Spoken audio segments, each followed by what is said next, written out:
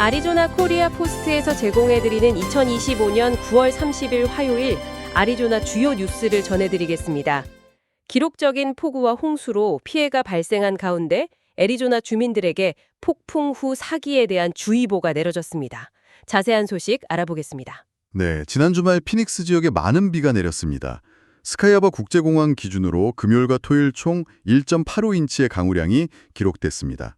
특히 금요일에 내린 1.64인치는 2018년 10월 이후 하루 강수량으로는 최대치였습니다. 네, 기록적인 폭우였군요. 안타깝게도 인명피해도 발생했죠. 네, 그렇습니다. 길라 카운티 들로브 지역에서 최소 3명이 홍수로 목숨을 잃었고 스코츠데일에서도 차량 침수로 38세 남성 1명이 사망했습니다. 가슴 아픈 소식입니다. 이런 재난 상황을 악용한 사기 범죄에 대한 우려도 커지고 있다고요? 네, 크리스 메이스 애리조나 법무장관이 자연재해 복구를 빌미로 한 사기에 대해 경고했습니다. 특히 부도덕한 계약업자나 가짜 저선단체를 조심해야 한다고 강조했는데요. 계약업자 선정 시 주의할 점은 무엇인가요? 여러 업체에서 견적을 받고 애리조나 계약자 등록처를 통해 면허를 반드시 확인해야 합니다. 그리고 작업 범위와 비용 등을 명시한 서면 계약이 필수적입니다. 작업 완료 전에는 전체 비용 지불을 피해야 합니다. 자선단체 기부 시에도 주의가 필요하겠군요. 네, 지역 푸드뱅크나 적십자사 같이 잘 알려진 단체에 직접 기부하는 것이 안전합니다.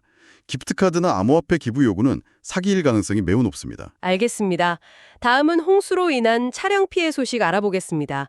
스코츠데일에서 피해 사례가 있었죠? 네, 스코츠데일 주민 애셔푸트 씨의 마스다 차량이 밤새 물살에 밀려 파손됐습니다.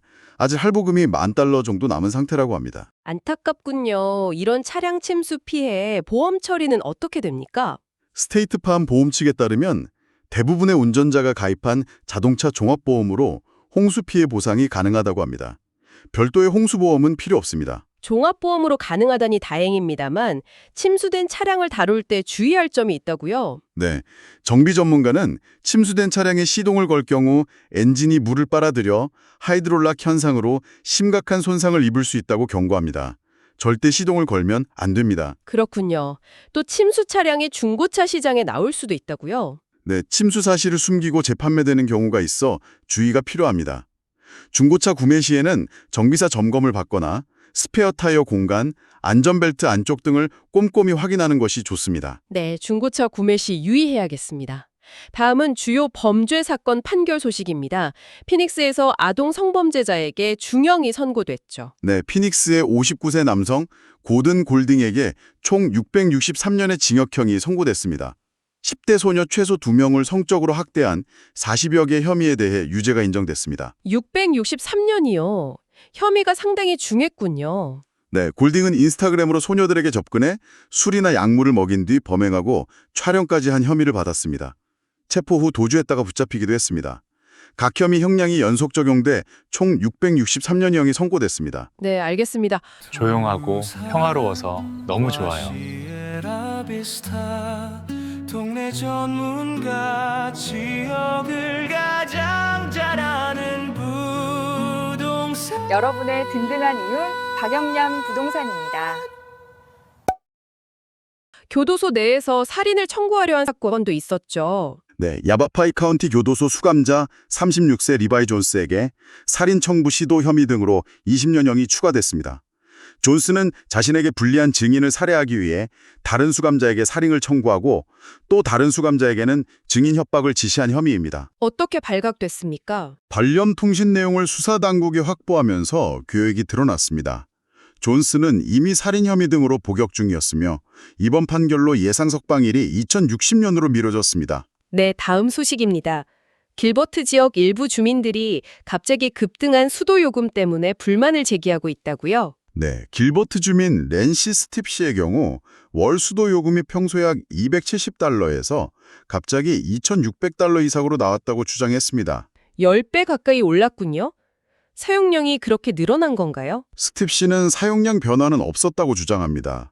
하지만 청구서상 사용량은 이전 달 4만 갤론에서 이번 달 29만 2천 갤론으로 급증한 것으로 나타났습니다. 이는 수영장 12개를 채울 수 있는 양입니다. 길버트 타운 측의 입장은 어떻습니까? 길버트 타운 측은 새로 교체한 수도 계량기가 정확하며 스팁 씨가 실제로 그만큼 사용한 것이 맞다는 입장입니다. 시스템 오류 가능성은 낮게 보고 있습니다. 주민과 타운 측의 입장이 엇갈리는군요. 네, 스팁 씨는 시스템 오류를 의심하며 다른 주민들도 비슷한 문제를 겪고 있을 것이라 주장하지만 타운 측은 청구서가 정확하다는 입장을 고수하고 있어 논란이 계속될 것으로 보입니다. 네, 지켜봐야 할 것 같습니다. 마지막으로 좀 황당한 소식입니다.